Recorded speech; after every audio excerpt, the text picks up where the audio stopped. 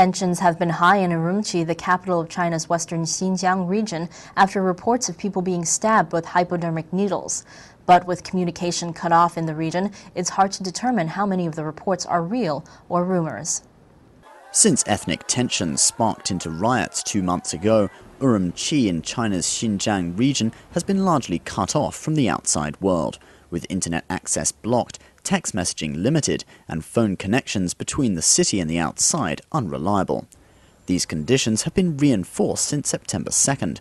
That's the day thousands of people gathered in People's Square to call for the resignation of the region's highest Communist Party official, Wang Lequan. Under these conditions, rumors easily spread. Reports of attacks using hypodermic syringes have left many Han Chinese in a state of panic.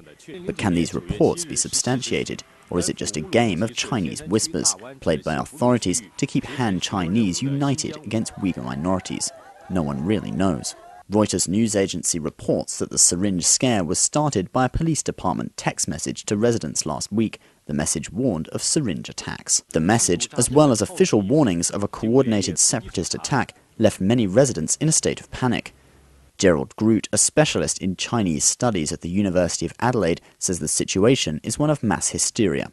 He told Canadian newspaper The Star, "I don't think there's very much evidence to support the idea that there was any sort of campaign. I've seen reports suggesting there could have been as many as 500 people who were stabbed, but there's really nothing to show for it."